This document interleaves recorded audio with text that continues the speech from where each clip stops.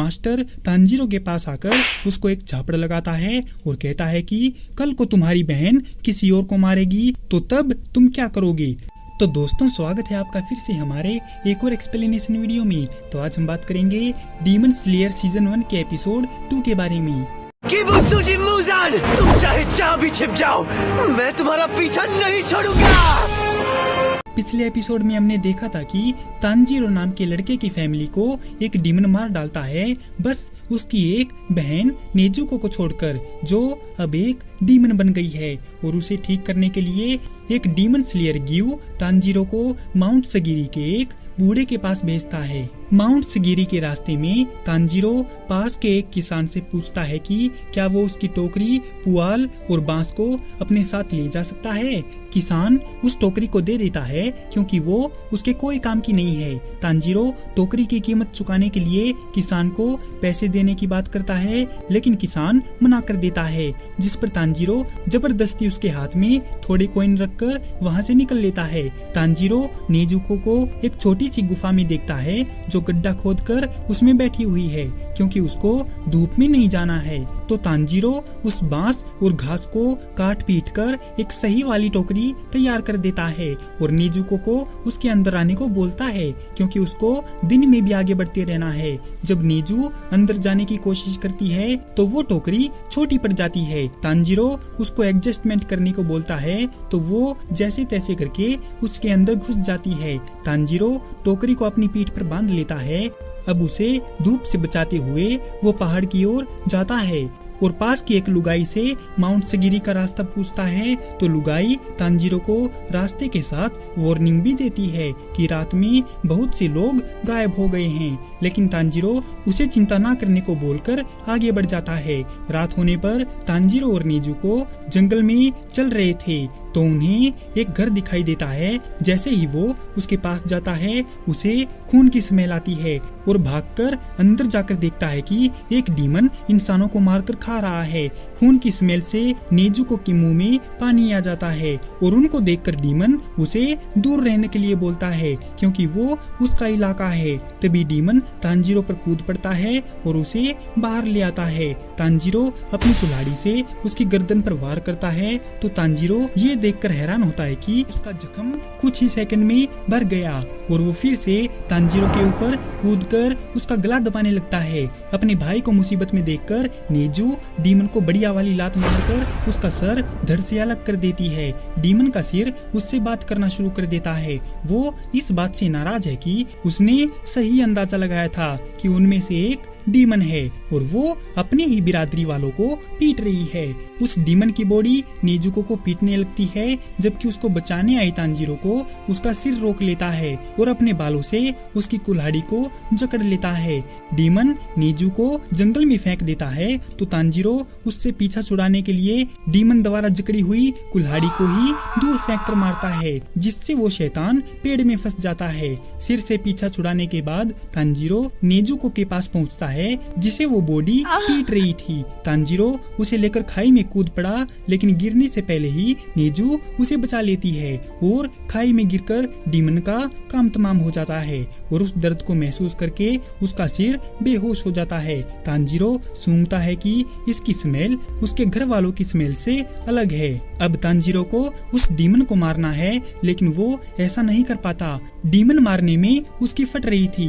तभी पीछे से किसी की आवाज आती है। तांजीरो देखता है कि वो एक मास्क मैन है, जिसके कदमों की आहट तांजीरो को भी नहीं सुनाई दी। आदमी बोला कि डीमन ऐसे नहीं मरेगा, इसके लिए कुछ और सोचो। तो तांजीरो उसे पत्थर से मारने की कोशिश करता है, लेकिन वो फिर से हिचकिचा रहा है। आदमी को लगा इससे घंटा कुछ नहीं होगा, इसमें हमदर्दी कुछ ज्यादा ही है। तभी वो डीमन होश में आकर तांजीरो को मारने की धमकियां देने लगता है, लेकिन सुबह की धूप में डीमन जलकर राख हो जाता है। धूप में डीमन को जलता देख तांजीरो को नेजुको की फिक्र होती है और अंदर जाकर देखता है कि वो तो टोकरी में छुपकर बैठी थी। तभी तांजीरो को मास्क मैन की याद आती है, तो वो मरे हुए लोगों को दफनाकर उसके लिए प्रार्थना कर रहा था। तांजीरो के उनके पास आने पर वो बताता है कि उसका नाम उरोकोदाकी साकोंजी है और वो जानता है कि उसे ग्यू ने वहाँ पर भेजा है। अब देखो यार, ये नाम कुछ ज्यादा ही लंबा है,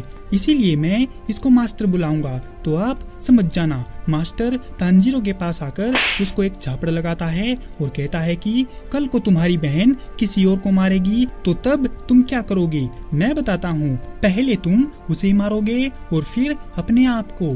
तुम कमजोर इरादे वाले हो, इसीलिए जल्दी फैसला नहीं ले पाते हो। तुमने सोचने में टाइम बर्बाद किया और सुबह तक एक डीमन भी नहीं मार पाए। अगर तांजीरो नेजुको को साथ रखना चाहता है तो उसे ध्यान रखना होगा कि वो किसी इनोसेंट पर्सन को ना मारे। इसके बाद मास्टर डिसाइड करता है कि वो तांजीरो को डीमन स्लेयर बनने की ट्रेनिंग देगा।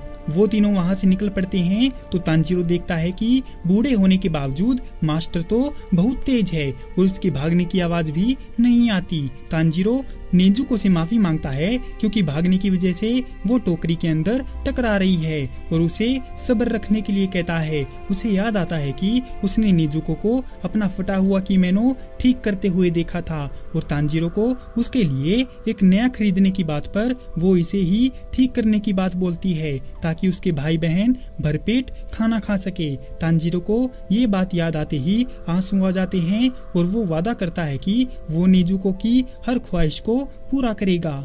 जैसे ही सूरज डूबा, थका हुआ तांजीरो पहाड़ के नीचे साकोंजी के घर पहुंचा। सांस लेते हुए वो पूछता है कि क्या वो उसके टेस्ट में पास हो गया है।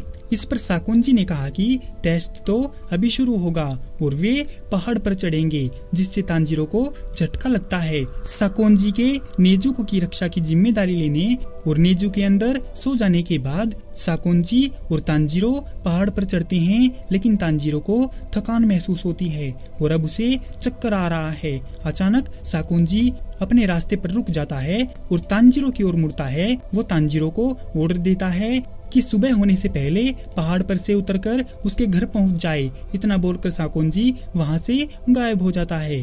तांजीरो को लगा कि वो मास्टर की स्मेल सूंघकर आसानी से घर चला जाएगा, लेकिन उसका भ्रम तब टूटता है जब वो वहां बिछाए गए जाल में फंसता है। जैसे कि पहले एक रस्सी से ठोकर, फिर पत्थरों की वजह से गड्ढे में गिरना, गड्ढे से निकलकर एक बड़े से पेड़ के हिस्से से टकराना।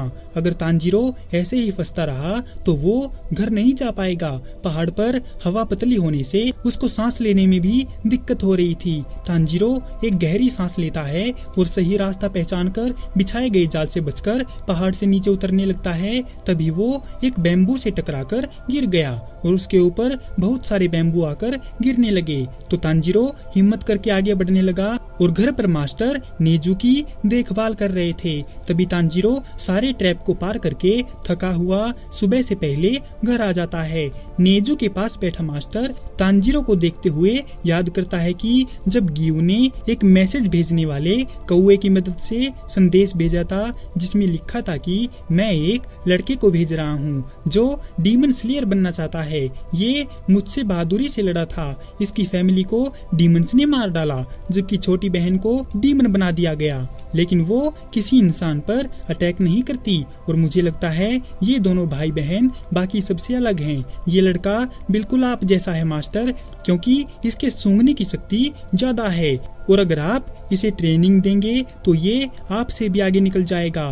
एंड आई होप कि आप सेफ एंड हेल्दी रहे मास्टर। प्रेजेंट में साकोंजी थके हुए घायल तांजीरो को देखता है और उसे अपना स्टूडेंट बना लेता है।